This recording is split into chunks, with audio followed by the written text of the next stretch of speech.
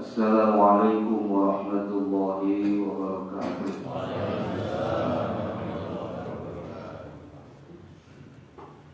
Alhamdulillahilladzi anzala sakinata fi qulubil mu'minina al-kafirin. Syahadu an la ilaha illallah ilahul awwalin wal akhirin wa syahadu anna Muhammadan abduhu wa rasuluhu imamul anbiya'i wal mursalin. Allahumma shalli wa sallim ala sayyidina Muhammad wa ala alihi wa sahbihi ajma'in, amma ba'd. Ayyuhal hadirin wal muslimin rahimakumullah, ittaqullaha haqqa tuqatih wa la tamutunna illa wa antum muslimun. Qala Allah ta'ala fil Qur'anil Karim, a'udzu billahi minasy syaithanir rajim. Bismillahirrahmanirrahim. Fawailul lil qasiyati qulubuhum min dzikrillah ulaika fi dhalalin mubin. Qala Nabi sallallahu alaihi wasallam, inna likulli shay'in siqala wa siqala bil qulubi dzikrullah. Allahumma fa'alna futuhal arifin, amin. Allahumma ya muqallibal qulub tsabbit qulubana ala dinika wa ala ta'atik. Ilahi anta musyri wal ghafuru bi atini hadirin, ikhwan, akhwat, jamaah manaqib rahimakumullah.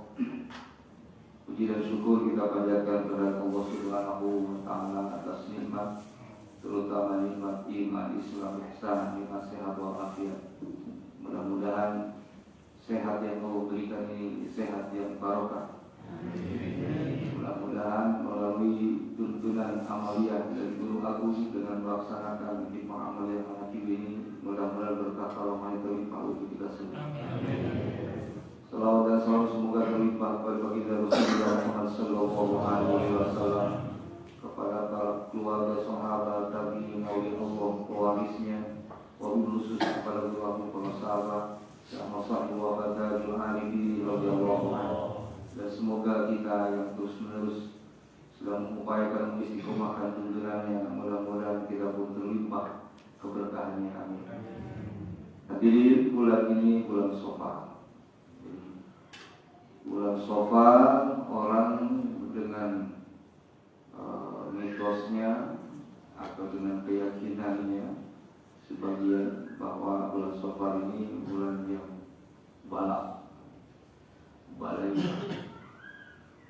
Beberapa keterangan mengatakan bahwa dalam sejarah memang di bulan Shafar ini bulan yang turun banyak penyakit. Sejarahnya awalnya menyerang binatang, onta. Jadi setiap ketemu Shafar, onta-onta di sana sakit perutnya. Kemudian juga bulan Shafar disebut juga bulan kosong, karena ketika bulan Shafar mereka mengosongkan tempat Jazirah Arab pergi untuk perang, dan musafir, maka disebut juga Shafar itu bulan kosong. Kemudian juga bulan Shafar ini terkandung di dalamnya 3 huruf, ada shad, ada fa, kemudian ra. Ahli tasawuf membagi itu dengan istilahnya shafa'ul qalbi, kemudian falahun nafsi dari Allah. Artinya hadirin, setiap bulan yang Allah ciptakan, setiap hari, tahun dan seterusnya, sesungguhnya tidak ada yang sia-sia. Yang menjadi sia-sia ketika kita melaksanakan pelanggaran pada Allah, melakukan dosa, maksiat. Itulah kesialannya sebetulnya. Jadi kita kadang-kadang disalahkan bulannya, harinya, jamnya. Pernah saya ada satu kesempatan gara-gara keyakinan terhadap itu, saya kerepotan sebagai petugas KUA ini melaksanakan pernikahan. Gara-garanya selisih berapa menit saja.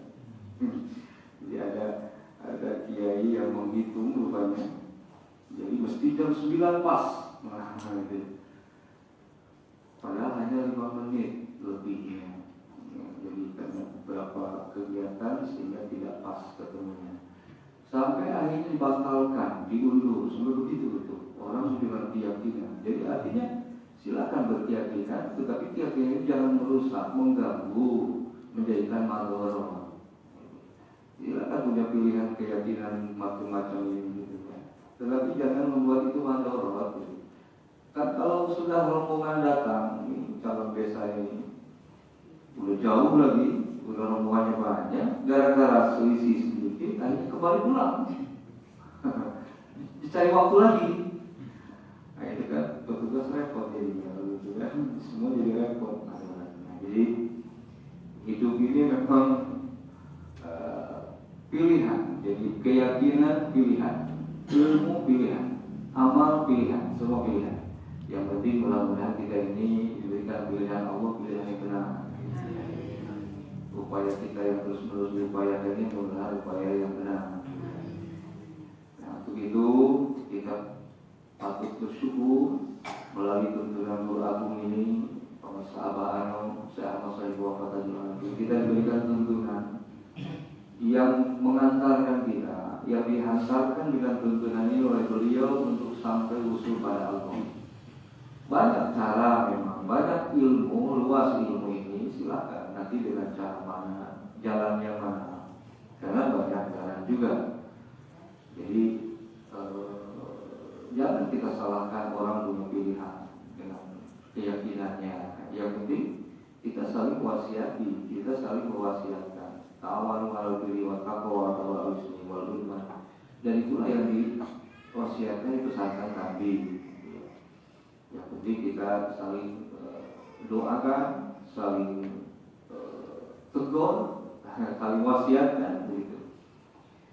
Nah, yang pada akhirnya mudah-mudahan kita semua dengan pilihannya masing-masing ini kita sampai kepada Allah.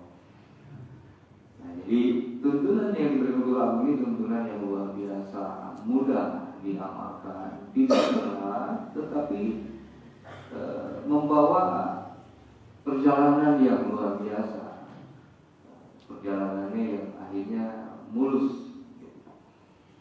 Nah, oleh karenanya maka istiqomahkan itu dan yakinkan, karena ciri murid ini, seorang murid ketika ingin diakui murid oleh gurunya, maka muridnya harus meyakinkan tentang gurunya, yakin terhadap tuntunannya, yakin terhadap ilmunya, yakin terhadap bahwa beliau yang membimbing kita. Sampai sekarang harus diyakinkan itu, karena Allah akan mengikuti keyakinan kita. Keyakinan kuat maka Allah kuatkan. Keyakinannya ragu, bimbang, ya sudah, karena kita ragu, bimbang, seperti itu nanti. Nah, jadi akan kembali kepada kita sesungguhnya, termasuk di dalam setelah talqin dzikir, maka dikembalikan kepada kita semua sesungguhnya dalam amalnya. Jadi seberapa kita kuat, seberapa kita sungguh-sungguh mengamalkan, maka itulah pula yang akan kita terimakan dari Allah ini melalui guru sini. Jadi jangan begini, kalau saya ini kan orang lama nih, kita kadang-kadang suka main lama-lamaan, senior ini orang gitu. Jadi kalau sudah lama, lalu merasa bahwa saya yang harus lebih dulu, atau karena sudah lama lalu muncul pikiran, saya perlu sudah lama kali ini mengamalkan, tapi sepertinya kok begini saja. Mereka yang baru ini kok perjalanannya semakin kelihatannya cepat gitu. Ya. Nah, di dalam ibadah, di dalam thariqah tidak mengenal namanya lama dan baru. Allah yang tidak melihat itu semua. Yang Allah melihat sekalipun baru sebentar saja, tetapi sebentarnya berkualitas gitu. Tapi kalau lama tapi tidak berkualitas, ya begitu juga akhirnya. Nah, maka mudah-mudahan amal kita yang terus sampai sekarang kita lakukan berkualitas, gitu ya, mudah-mudahan. Karena dengan itu nanti kita dijadikanlah murid. Nah, jadi kita ini baru mengharap nih jadi murid ini sesungguhnya, ya. Tapi mudah-mudahan harapan kita diterima. Karena kalau kita sudah jadi murid, maka markobah berlaku tuh. Ada markobah Tuhan sih di bulan apa saya lupa kalau dibacakan di markobah itu. Karena dulu memberikan tuntunan markobah dibaca ini kan sesuai bulannya. Jadi secara tematik ya Safar maka bercerita tentang melakukan penyakit. Bulan Muharram berkenaan dengan tahun baru gitu kan, disampaikan sesuai temanya, gitu. Sesuai dengan nah, dalam Al-Quran ada bahwa Allah sudah berjanji pada kata Tuhan bahwa murid-muridku akan Allah serahkan kepada beliau tanggung jawabnya. Dia mau diapain kira-kira begitu, terserah beliau kekasihnya kan. Maka kata Tuhan, kalau muridku terbuka aurat, aku yang menutupinya. Nah, makna aurat ini luas, bisa muridnya melakukan kesalahan, kekhilafan, gitu kan. Nah, maka nanti beliau yang menutupi itu. Beliau nanti yang akan mempertanggungjawabkan ini muridku. Nah, seperti itu. Jadi kalau sudah murid, maka semua ada di bawah, semua lindungan, semua bimbingan, semua dari pengawasan guru, lindungan guru. Nah, maka hadirkan dalam diri semangat, harus ada semangat, harus ada himmah, keinginan, cita-cita. Cita-cita keinginan apa? Ya keinginan agar terus bisa istiqomah, itu yang utama, keinginan yang harus ada, bukan ingin yang lain yang macam-macam lagi. Gitu ya. Karena ibu diceritakan kisah-kisah perjalanan perjuangan Thariqah, pengawal Thariqah dulu, lalu kita pengennya yang itu-itunya, nah, misalnya ya, yang pengalaman itunya. Tapi lebih kepada keinginan himmah ini, keinginan yang agar kita ini mengejar istiqomah. Gitu. Karena kalau dapat istiqomah, maka karomah dapat. Wajib mana hukumnya untuk diberikan kepada istiqomah ini. Jadi karomah nggak perlu dikejar sebetulnya, tinggal istiqomah saja karomah datang nanti. Jadi harus ada semangat itu, keinginan. Kalau merasa masih dikejar 3 kali, nah gitu ya. Nah, kejar itu agar nggak lagi 3 kali. Nah itu himmah itu, murid itu. Agar setiap waktunya 165. Nanti sudah 165 masih belum cukup nih yang namanya murid ini, pengen lebih, lebihkan. Tapi melebihkannya jangan, loncatannya jangan langsung jauh dari 165 jadi ribuan, ratusan ribu, puluhan ribu. Harus ada tahapan, bertahap. Itulah riyadhah, latihan, melatih. Latihan istiqomah, latihan memperbanyak diri. Tapi caranya jangan loncat jauh. Misalnya sekarang pengen riyadhah 100.000, misalnya 5.000. Nah, tahapannya dari 165 angkanya yang wajar dulu, yang nggak jauh dari 165. Lalu istiqomahkan lagi. Sudah ketemu istiqomah, tingkatkan lagi. Begitu tuh, nggak cukup lagi di situ. Nah, agar selalu merasa tidak cukup dalam ibadah, maka jadikan ibadah ini kebutuhan, jangan cukup kewajiban. Itu kuncinya. Kalau hanya sebatas itu kewajiban, sholat menjadi kewajiban, maka ya sudah. Kalau sudah selesai sholat, selesai. Nanti kita tinggal ditunggu adzan lagi tuh, bukan nunggu adzan. Setelah dipanggil adzan baru. Tapi kalau butuh dia nggak nunggu adzan, adzan ditunggu kita. Itu butuh. Makanya di Syria santri-santri gitu ya, mau yang sekolah, mau yang gitu ya. Jadi kalau sudah mendekati waktu sholat itu 5 menit sudah berhenti, sudah siap-siap gitu. Makanya jam itu benar-benar berfungsi kan. Jadi jam benar-benar dilihat jam, bukan sebagai pengingat tapi diingat betul. Nah, jadi ciri bahwa kita sudah butuh pada amaliyah, maka kita yang mencari itu, kita yang menginginkan itu. Kita kan selalu rindu tentang itu. Jadi setelah selesai zikir, loh kok selesai ya, padahal lagi enak ini. Ini imam sudah berhenti aja, padahal sudah 165 gitu ya. Tapi kok baru sebentar. Pengen terus zikir, rindu akan zikir, itu butuh. Selesai khotaman, waduh ketemu khotaman lagi minggu depan. Lama minggu depan ini ya. Rindu. Nah, itu butuh ciri.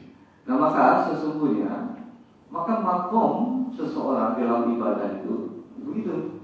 Nanti naik tuh makomnya, dinaikkan derajatnya. Allah akan mengangkat derajat bagi hambanya. Nah, jadi antara wajib dengan butuh itu lebih tinggi sedikit butuh. Wajib masih di bawahnya. Karena kalau sudah butuh tadi tuh sudah tadi itu azan lagi, tapi dia nunggu azan. Nggak ada yang azan, biasa dia azan. Nggak ada yang imam sendiri. Jadi selalu gitu. Selesai baca Quran, selesai itu padahal pengen lagi baca Quran, qiraat gitu. Nah itu betul. Syukur kalau sudah seperti itu dalam diri ini. Nah, jadi riyadhah itu lebih kepada tingkatkan, fokuskan di amaliyah pokok. Itu yang pertama. Riyadhahkan zikirnya agar zikirnya sudah bisa istiqomah. Riyadhahkan khotamah, jangan lagi cukup seminggu sekali, tapi sudah mulai mengarah setiap hari. Nah, itu khotamah. Sekalipun dengan mengamalkannya hanya 3 kali saja, 5, 7 misalnya. Ya, yang penting dawam, istiqomah. Itu namanya dicicil.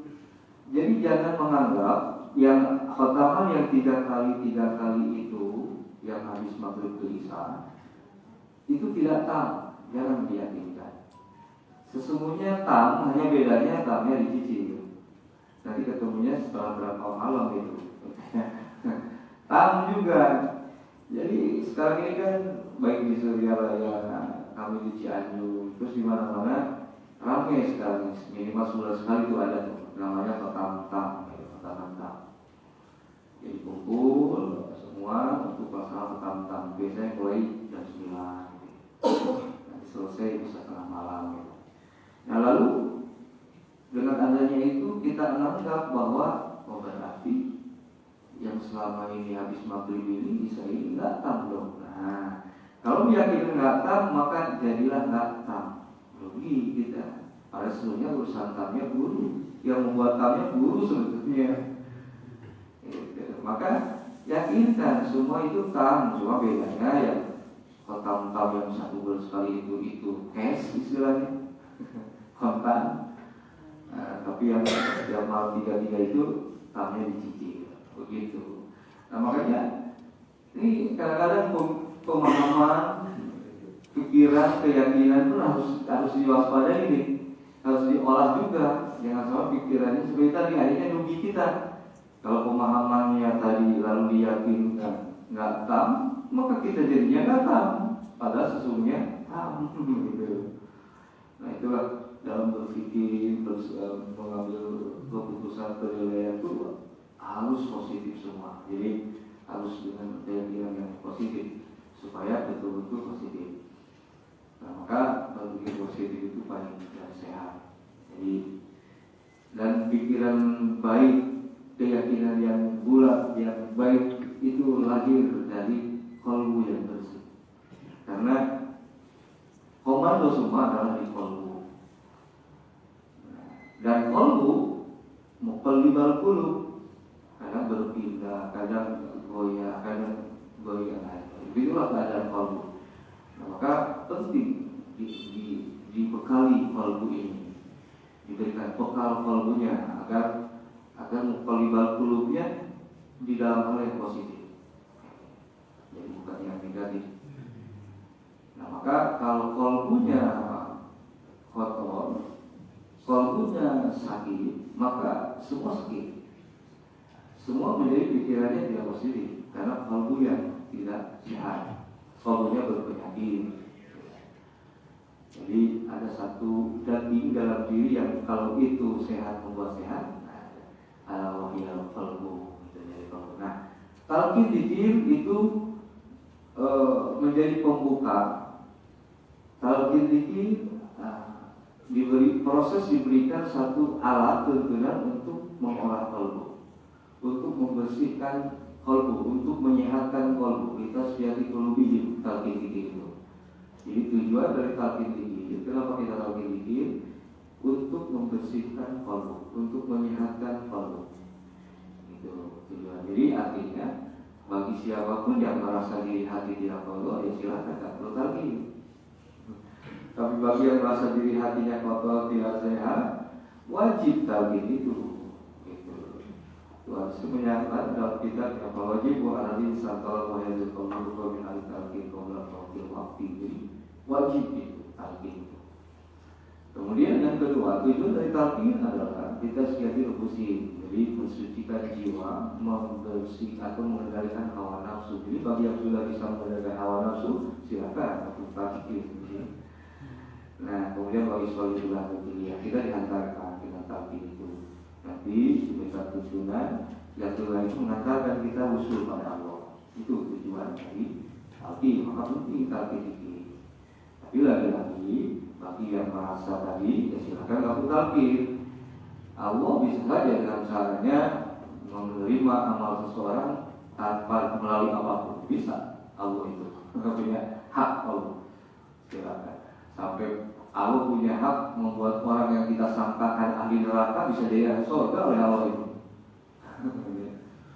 Dengan apa? Dengan tobatnya. Jadi Allah berikan hidayah tobat itu sama orang ahli neraka ini, ahli dosa ini. Dengan tobatnya diterima, jadilah ahli surga. Tapi juga Allah dengan haknya mudah saja yang orang sangkakan ahli surga jadi ahli neraka. Dengan apa? Dengan kesalahan tergoda iblisnya, terjerumus hawa nafsunya. Padahal sesaat. Tahunan kita beribadah, sesaat tergelincir membuat celaka. Tapi juga orang tahunan bermaksiat, tapi tobat seketika, sesaat tobatnya dan diterima membuat ahli surga. Jadi makanya hidup ini nggak usah dihakimi karena hakimnya Allah. Yang penting kita teruslah berupaya. Kalau kita tidak bisa mampu atau tidak merasa mampu bersama Allah, kun ma'allah, fa'ilan takun ma'allah. Kalau kita tidak mampu bersama Allah, ihsan tadi, ya.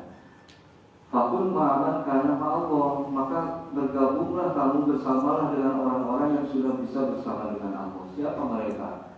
Baginda Rasul Muhammad SAW. Siapa lagi? Para sahabat, aulia Allah. Nah, yang dekat dengan kita mursyid sebagai pewarisnya, penerusnya, ya. Maka bersyukur kita digabungkan oleh Allah dengan mursyid para sahabat. Yang beliau sudah bersama Allah, beliau bisa bersama Allah, membawa kita pada Allah.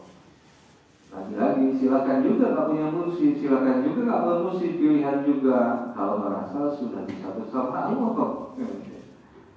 Lalu siapa yang sudah bisa bersama Allah? Lalu sebagai mengatakan saya sudah bisa bersama Allah. Nah, ketika ada pengakuan merasa bisa, berarti semuanya nggak bisa. So nggak boleh hal-hal yang seperti itu diakui. Ketika diakui malah bukan. Karena apa? Karena ada ujub di situ. Rasa bangga, rasa milik itu yang menghilangkan nanti, yang menafikan nanti. Rugi. Maka sudah. Kita pamer sahabat itu kalau ditanya, pernah yang tanya, dikirnya sudah mau kemana? Ada yang pernah ditanya itu. Kalau sahabat, abang masih belajar. Kalau petani itu masih nyangkul, ya kalau nyangkul nanti ada belut, ambil. Beliau musik masih mengatakan belajar, apalagi kita. Ya. Jadi kita ini semua belajar.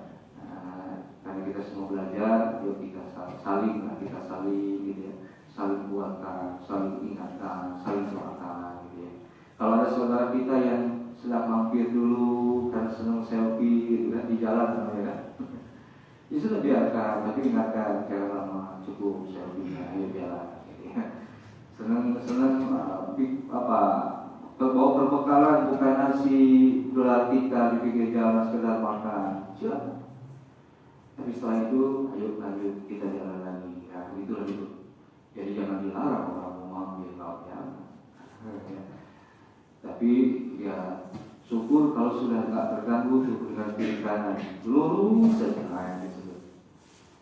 Kita akan masih senang mampir nih, senang lihat kanan dan kiri, tergoda pemandangan, seperti dulu, foto dulu kan gitu ya. Jadi kalau ada saudara kita yang begitu, ya yang penting nggak berlama-lama dan segera sadar bahwa kita sudah menempuh perjalanan semua. Jangan lagi, ada lagi nih yang lama kita begitu, ya. Nah, jadi begitulah gambaran kehidupan yang memang harus kita waspadai dan memang saat ini kalau kita mau bertafakur tentang kondisi-kondisi yang ada, fenomena yang ada. Memang inilah saat saatnya wasiat terakhir dari para sahabat sebelum wafat beliau, wa'tasimu bihablillah. Sekarang ini saatnya. Jadi artinya kita benar harus dikuatkan. Penguatan wa'tasimu ini harus benar-benar. Jadi jangan sampai pecah, jangan sampai berpisah gitu, dari ikatan yang sudah diikatkan guru. Wa'tasimu bihablillah, berpegang diri pada tambang Allah. Tambang Allah itu dinul Islam. Inti dari dinul Islam, terus risalah Islam. Ya, yang pada ini dibawa oleh mursyid dengan tuntunan tarikohnya. Kita di situ. Itu saja, pegang. Gitu. Nggak usah lagi kita ya tadi itu lihat kiri orang tergoda, lihat kanan tergoda. Nanti kuatkan di situ. Kalau ada saudara kita yang mau melepaskan diri, kita coba ingatkan. Tapi masih tetap mau lepas, ya sudah. Yang namanya pilihan. Jadi ya sudah. Kalau lepas dari ikatan sudah bukan disebut tambang lagi berarti. Jadi, tambang itu kan harus komplit. Minimal 3 kali dirangkaikan. Itu namanya tambang. Jadi, artinya 3 ini harus satu, jadi satu. Jangan terpisah. Iman, Islam, ihsan harus satu. Jasad, nyawa, rasa satu dalam diri. Ibadah itu harus menyatu semua. Itu yang maksud wa'tasimu bihablillah. Jadi bekali ilmu pun 3. Jangan ilmu yang lahir terus, yang bersifat zahir terus, tapi ilmu batinnya. Tapi jangan kebatinan, ilmu batin. Ilmu yang membekali rohani kita supaya terjadi kesatuan itu. Maka kalau sudah terjadi 3 yang disatukan, jadi tidak masing-masing 3-nya, tapi harus benar diramu, disatukan, dirangkaikan, maka dia adalah tambang. Jadi tidak masing-masing nih, jismaninya, rohaninya masing-masing, tapi harus tersatukan. Nah, dalam tuntunan thariqah Qauliyah Sabariyah disatukan oleh guru. Tinggal kita benar nggak mau pegang tambang ini yang kuat ini. Kalau nggak perlu tambang, ya silakan kalau bisa loncat. Nah, tambang itu kan alat untuk naik. Perlu, kita masih perlu tambang untuk naik, perlu alat itu. Ya kalau kan bisa sudah mau nggak perlu lagi dengan wasilah, ya silakan. Kita masih butuh wasilah, karena wabtagu ilal wasilah. Allah pun memisahkan itu, carilah wasilah. Nah, kita melalui mursyid menjadi wasilah. Nanti beliau mursyid mengambil wasilah lagi pada silsilahnya, guru-gurunya yang sampaikan. Kenapa berwasilah guru kita? Karena guru pun itu merasa beliau ini untuk sampai pada Allah, maka melalui silsilahnya lagi gitu. Itu yang sampai kepada baginda Rasul, karena disitulah nanti puncaknya. Jadi dengan manaqib jangan dianggap kita seperti mengkultuskan, mengagungkan Tuhan saya daripada Rasul, bukan seperti itu. Untuk sampai pada Rasul kita dijauh, maka ada kekasihnya Rasul, yaitu Sultan Aulia. Nah itu yang dekat daripada kesana lebih jauh gitu ya, yang melalui wasilahnya beliau.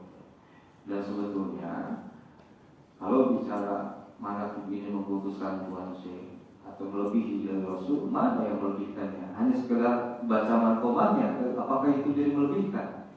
Sementara apa yang manaqib terdiri dari qiraatul Quran, terus di situ banyak sholawat yang dibaca. Tawasul itu banyak sholawat di situ di tawasul. Dalam pertama itu banyak sholawatnya. Sebelum membaca kalimat, kita sholawat dulu, diakhiri sholawat. Selalu begitu. Artinya dia yang mulia melebihi baginda Rasul. Ya. Nah, jadi hadirin, sekarang sudah terbentuk LD, kemudian nanti menyusul GMPS, Ibu Bella, gitu ya. Bentuk itu semua karena itu lembaga-lembaga yang memang dibuat dan ada di bawah naungan Pondok Pesantren Sulianaya. Artinya jadikan ini lahan hikmah. Jadi sebetulnya harus mau itu kita jadi pengurus ini. Berarti ada tambahan hikmah. Kita ini kan merasa dikir kita masih 3 gitu ya. Ketapannya masih bolong-bolong. Nah ada lahan hikmah nih. Mudah-mudahan dengan kita terlibat di kepengurusan ini, mudah-mudahan bisa menutupi kekurangan yang lain. Jadi saling menutupi jadinya. Ini jangan nggak mau dengan alasan saya kan bukan orang pondokan, karena MDI lembaga dakwah mesti harus kiai, nggak mesti. Jadi nanti ya sesuai kepada ahlinya nanti diserahkan. Urusan ini ada ahlinya masing-masing gitu. Yang penting dengan kita terlibat di kepengurusan ini menjadikan itu lahan hikmah. Artinya apa yang kita mampu kita hikmahkan, gitu ya. Mampu dengan ilmunya dihikmahkan, mampu dengan harta yang dihikmahkan, begitu. Nah, hikmah inilah nanti yang akan mengantarkan pada makom ihsan, gitu. Jadi hikmah sama dengan abid, gitu ya. Jadi khadim, abid. Kalau ibadah langsung pada Allah, kalau berhikmah melalui guru yang akan mengantarkan kita nanti pada makomnya ihsan. Robito itu awal dari ihsan. Oke, jadi kenapa sih kita harus ke guru nih, harus merasakan guru nih? Robito begitu. Supaya guru bisa membawa rasa kita pada Allah, gitu ya. Ya karena untuk bisa merasakan bersama Allah tadi pun Allah kita belum mampu, gitu. Maka rasakan kita bersama guru kita yang membimbing kita, gitu. Jadi disitulah nanti guru mengajarkan kita dulu. Jadi Robito itu sambung rasa dengan guru seperti guru bersama kita seperti gini. Gitu. Jadi tapi dalam bahasa itu Robito itu. Foto yang dipajang di rumah, kadang di majelis itu alat Robito. Ketika melihat wajahnya, kita ingat beliau. Lalu nanti berkembang ingat beliaunya. Beliau sedang makan, beliau sedang ngopi, beliau sedang duduk, banyak dengan itu. Itu gambaran perwujudan pujian Robito. Jadi Robito itu nggak mesti harus satu ini saja rasa Robito itu. Jadi nggak mesti berlaku sama dan konstan gitu. Dia bisa nanti di lain waktu sama Robitonya bisa berbeda lagi. Yang penting ikuti saja gitu. Nggak usah ragu, jangan bingung kenapa begini. Malah ada Robitonya dibawa ke abah sepuh dulu, ada yang begitu sebelum ke sapaan. Malah abah ke abah sepuh dulu, abah sepuh ada begitu tuh Robito itu banyak. Ada juga Robito itu melalui orang yang berjasa pada kita yang mengatakan kesulian. Ada yang begitu Robito itu. Kok nyambungnya ke dia dulu gitu. Aneh, kenapa kan gitu. Jangan aneh. Itu juga sebetulnya guru juga lah yang mengantarkan itunya. Kenapa dilewatkan ke orang tadi supaya kita jangan lupa kita ini bisa seperti itu atas jasa orang ini gitu. Atas jasanya mengantarkan kita ada wasilah. Maka Robitonya bisa begitu nyambungnya kemana dulu gitu. Jadi bukan berarti antara Robito nyambung langsung dengan melalui lalu membedakan kualitas tidak. Itu hanya proses. Nah, jadi artinya tidak ada tuntunan yang mengharuskan bahwa Robito mesti seperti ini. Karena di dalam ilmu atau di dalam pengajaran rohani ada memang standar ilmu, tetapi standar itu tidak baku. Karena apa? Karena begitu luar biasanya rohani ini, beda dengan jasmani. Jasmani kan bisa dilihat, diraba, dirasa. Rohani beda urusannya. Jadi bisa begini, bisa begitu. Termasuk hati-hati ketika menyampaikan tentang pengalaman rohania, baik mimpi atau pengalaman nyata misalnya. Nah, itu hati-hati. Kenapa? Karena nggak boleh nanti kemudian pengalaman itu kemudian ditafsirkan gitu, sembarangan. Nah, itulah rohani. Rohani itu hal-hal yang masuk pada bagian dari rahasia, perjalanan rahasia rohani.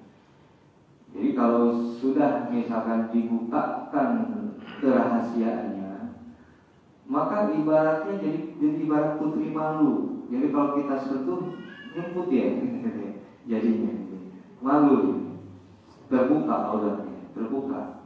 Jadi akhirnya dia nggak mau singgah lagi, nggak mau tetap lagi karena sudah terbuka, ketahuan jadinya. Nah, dan sesungguhnya ketika ditanyakan misalnya tentang perkara pengalaman itu, lalu Dia ingin tahu apa ini pengalaman ini, namanya apa ini, maksudnya apa nih. Nah maka sebenarnya ketika dijawab, dijelaskan, belum tentu itu yang sebenarnya. Itu hadir. Nah makanya yang arif, yang bijak itu biasanya tidak memberikan tafsir makna yang konkret. Biasanya itu yang arif, karena begitu dijelaskan, sebetulnya memang begitu, tapi karena sudah diucapkan, dijelaskan, lalu dipahami, maka dia akan menjadi lain. Nah itu yang akhirnya mestinya kita dapatkan sesuatu faid keberkahan, hanya jadi nggak dapat, hilang jadinya gara-gara itu. Nah makanya kenapa dalam thariqah lebih baik itu apa yang disampaikan itulah diamalkan. Jangan lagi ketika kata guru A lalu dipertanyakan A ini. Gitu. Jadi istilahnya bukan nggak boleh banyak tanya, bukan gitu. Tetapi dalam bertanya mesti waspada. Apa yang mau ditanyakan, lalu maksudnya apa? Kalau sudah ditanyakan harus seperti waspada. Jadi seperti apa ya? Seperti kita ini memang agar lebih yakin seyakinnya kalau tahu kan gitu ya. Yang orang kritis kan gitu, bisa banyak tanya nih. Pengen jelas nih, pengen detail nih biasanya gitu. Nah, tapi juga hati-hati, terkadang nanti jebakannya bisa menjebaknya. Nah, sekalipun kita hati-hati, tapi kalau namanya terlalu hati-hati tetap tidak baik juga. Yang baik itu kan di tengah-tengah, wal umur usatuha. Memperbanyak amaliyah ibadah. Itu juga kalau berlebihan itu juga menjadikan tidak baik. Kalau berlebihan nanti akan mengganggu, menghilangkan kewajiban lain. Nah begitu ya nggak baiknya. Artinya gini, kita mengejar zikir yang banyak ribuan, karena zikirnya dirasa nikmat lalu kita ingin berbanyak. Dengan memperbanyak itu kita nggak kontrol, kan terlalu asik gitu. Nah maka dia akan melupakan tuh bahwa saya lupa ada janji, saya lupa harus ngerjain ini, bisa begitu lagi. Nah maka jangan terjadi seperti itu. Makanya ya di tengah, itu posisinya di tengah. Maka ada satu pengajaran bimbingan bahwa kalau zikir sedang dirasa nikmat dan nikmatnya khawatir tidak bisa terkontrol, maka berhenti, jangan diteruskan zikirnya. Tapi kalau masih bisa terkontrol, teruskan. Maksudnya terkontrol itu termasuk waktunya sudah keluar, nggak ada kerjaan apa-apa, misalnya nggak ada kewajiban-kewajiban yang harus dilakukan, benar-benar luang dan nyantai gitu waktunya, silakan di situ. Nah itu terkontrol namanya. Nah kalau sekalipun di dalam hal perkara ibadah tetap yang namanya terlalu, nah, itu tetap tidak baik. Yang namanya terlalu jadi berlebih kadarnya. Nah jadi hadirin, itu saja yang bisa saya sampaikan. Dan fenomena yang ada sekarang di kalangan para ikhwan cukup beragam. Ya yang penting kita ini saat ini sedang dipilih ya, di ayat gitu, kalau bahasa Sunda di ayat bias. Jadi mana yang benar-benar murid ini dia akan tersari. Tapi kalau yang bukan murid nanti akan keluar gitu. Nah, kita benar-benar sudah dipilih oleh guru mana yang sesungguhnya murid ini, mana yang sesungguhnya hikmahnya yang sesungguhnya. Jadi kalau sekarang karena beliau sudah wafat lalu hikmahnya kita berkurang dari dulu ketika beliau ada, maka patut dipertanyakan hikmah kita. Tapi kalau sama antara dulu ada dulu dengan sekarang wafat sama kita hikmahnya, nah itu yang benar hikmahnya. Syukur bisa lebih. Setelah beliau tidak ada ini malah kita lebih hikmah lagi, wah itu yang luar biasa. Jadi kalau maka enggak termasuk hikmah jadinya. Kalau dulu ketika ada benar-benar hikmah, sekarang nggak ada jadi nggak hikmah. Nah, jadi guru itu kan meliputi bukan secara pribadinya beliau, tapi ada ahlul bait dzurriyyah. Nah, itu sama. Kita berhikmah kepada mereka, sama kita berhikmah kepada guru. Gitu ya. Jadi hikmah yang utama bagi kita ikhwan utamanya yang di jauh-jauh ini kayak Sumatera ini jauh dari pusat. Maka hikmah yang utama adalah ketika kita menjaga kemurnian tuntunan guru ini dan diamalkan, dilestarikan. Itu yang utama, hikmah kita. Jadi ya, itulah kehikmahan kita. Demikian, itu saja yang dapat saya sampaikan. Kalaulah apa yang saya sampaikan dari awal sampai saat ini lalu salah, saya mohon maaf. Itu kebodohan saya pribadi. Tapi kalau benar, fadl Allah. Demikian. Wassalamualaikum warahmatullahi wabarakatuh. Kalau ada, maka patut dipertanyakan hikmah kita. Tapi kalau sama antara dulu ada dulu dengan sekarang wafat, sama kita hikmahnya, nah itu yang benar hikmahnya. Syukur bisa lebih. Setelah dulu tidak ada ini, malah kita lebih hikmah lagi. Wah, itu yang luar biasa. Jadi kalau maka enggak termasuk hikmah jadinya. Kalau dulu ketika ada benar-benar hikmah, sekarang nggak ada, jadi nggak hikmah. Jadi guru itu kan meliputi bukan secara pribadinya beliau, tapi ada ahlul bait dzurriyyah. Nah, itu sama. Kita berhikmah kepada mereka, sama dengan berhikmah kepada guru. Jadi hikmah yang utama bagi kita, ikhwan utamanya yang di jauh-jauh ini kayak Sumatera ini jauh dan pusat, maka hikmah yang utama adalah ketika kita menjaga kemurnian tuntunan guru ini dan diamalkan, dilestarikan. Itu yang utama, hikmah kita. Jadi ya, itulah kehikmahan kita. Demikian, itu saja yang dapat saya sampaikan. Kalaulah apa yang saya sampaikan dari awal sampai saat ini lalu salah, saya mohon maaf. Itu kebodohan saya pribadi. Tapi kalau benar, fadl Allah. Demikian. Wassalamualaikum warahmatullahi wabarakatuh.